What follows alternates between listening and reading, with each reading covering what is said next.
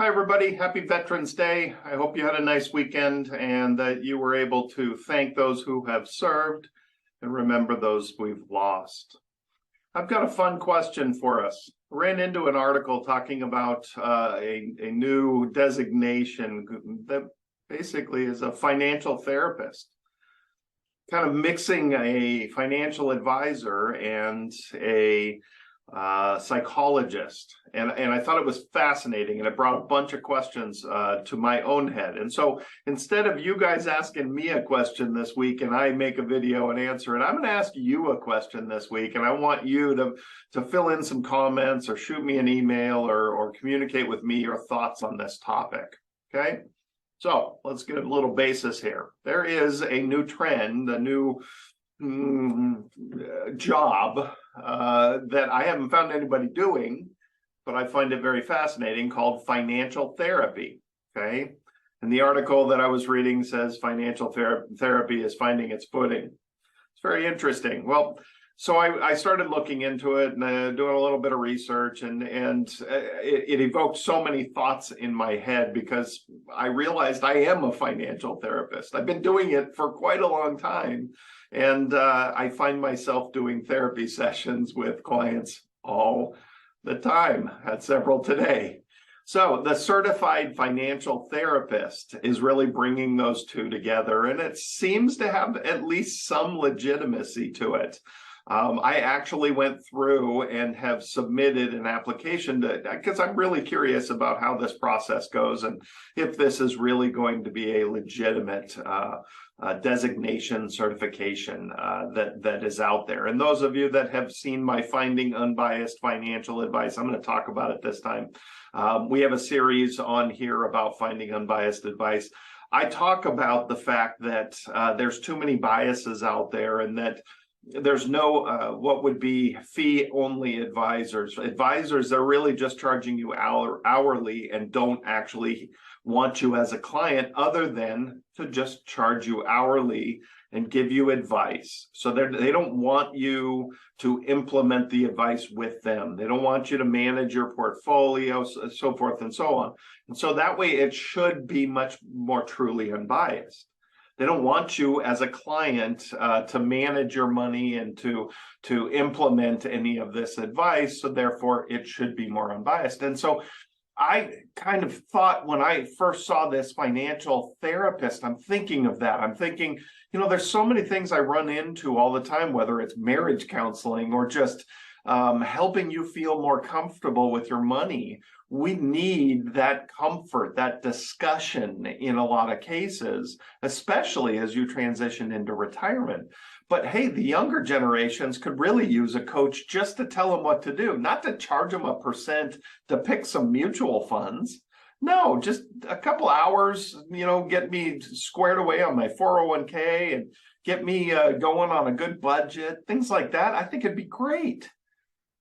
So, certified financial therapist, is this that opening to that window where somebody just charges you hourly and gives you advice and helps you work through issues like that transition into retirement, or that fear of running out of money, or how do I get my 401k set up and optimized for my needs, things like that? So the practical application in today's world, and why I say I think I've already won, is that a good financial advisor should be involved in your life. A good financial planner, a fiduciary, somebody that really is doing full planning, should care about everything going on in your life. So we find ourselves doing couples and marriage counseling with regards to money and investing all the time. One of the great examples I've had in the recent history was I had a prospective couple in here, and one person wanted 100% of their money in stocks, and the other person wanted 0% of their money in stocks and was freaked out about money. And somehow I had to get a husband and wife to get on the same page and find some middle ground. And it's really not easy. That's a financial therapist trying to get this couple to be on the same page. The other one is I want to spend my last dollar on my last day. I can't tell you how many baby boomers want to spend their last dollar on the last day. It's incredible. But the problem they have is they get into retirement and they realize, well, first of all, they don't know when their last day is. And they've spent their life with all their money in the stock market going up and down. They never really have confidence in how much money they actually have.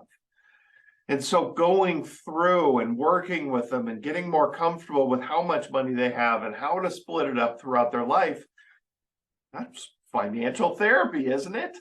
Right? We have to think about all these things and start realizing, wow, this really is that kind of coaching mentality.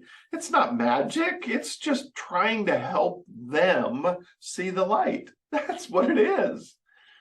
You know, how about this? I have a large amount of savings, but I'm always scared it's not enough. People go through this all the time. This is a very normal feeling, but it's not based in reality for some people. They have millions of dollars in the bank and they're spending just their income and they're worried they don't have enough money. We see that all the time. I think we should be all in the market. Wait, pull it out. Wait, put it back in. Wait, pull it out. Wait, put it back in. The emotional side of investing our money gets a little scary. Financial therapist. I love this term. I don't know what it is.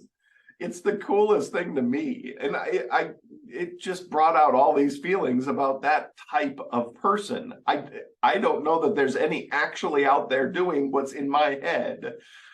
But the reality is, you know, a good financial advisor deals with this stuff all day long with their own clientele. But what if they didn't have the bias of having to manage their money? What if they just charged hourly like a psychologist, like a therapist, which is extremely popular today over Zoom, over the internet, to just sit there and chat and help you through problems? That's what a financial therapist could do. Overcoming the biases in decision-making that lead to negative investing outcomes. That's why I do my education, because I get so upset about the biases that are out there.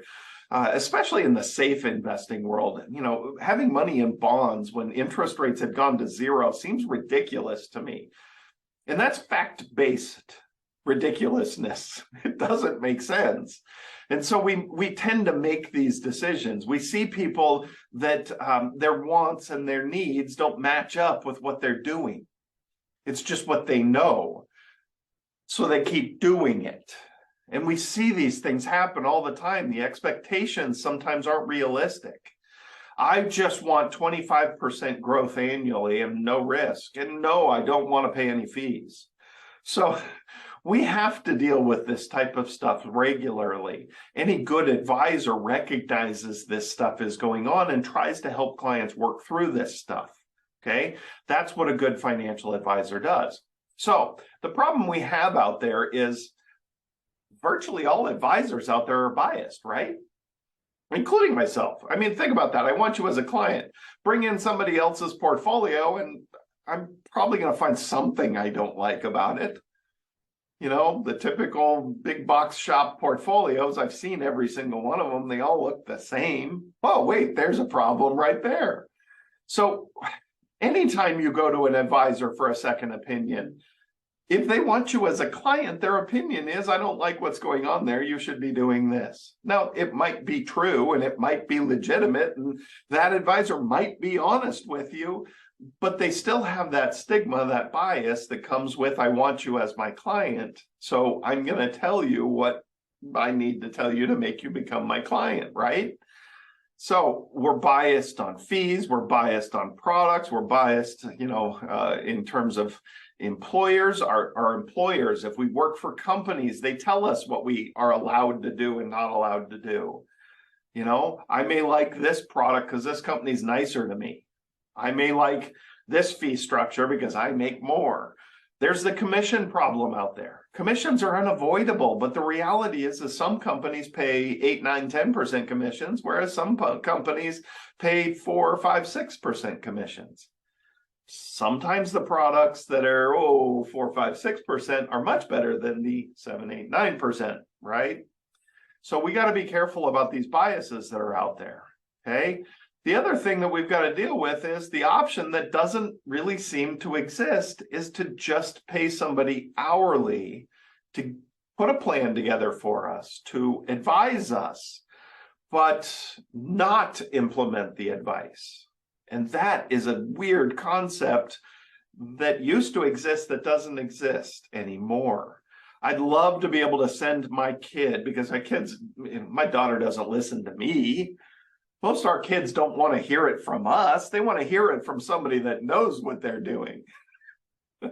So it'd be nice to be able to send our kids, they get out of college, they get their first job. Maybe somebody could look in and try to get their 401k and their benefits package all figured out and help them get up and going right, get a budget put together. Maybe they have their first kid, they get married. It's time to get some retirement planning going, get some savings going. Because I don't believe in a financial advisor charging 20, 30, 40-year-olds 1% to manage the portfolio and just go out there and throw it in some mutual funds and then change it every once in a while so they can make some more commissions. I think it's a terrible part of our industry. I'd rather pay somebody hourly to give me advice for stuff like that. So help me out. What do you think of this? Is this real? Would you pay somebody hourly for financial advice like I give to my clients regularly, except under the auspice that they don't want you as a client other than like a therapist, like a psychologist there to help you work through a problem and just simply charge you hourly? Is that intriguing? Is that interesting? I'm curious about the average person out there. Do you see value in this? So shoot us an email. Let us know. Right in the comment section below. Let me know what you think about this, because I thought this article was interesting. And I think the concept of it is very interesting. So much so, I'm applying to be a financial therapist because I thought it was pretty darn cool.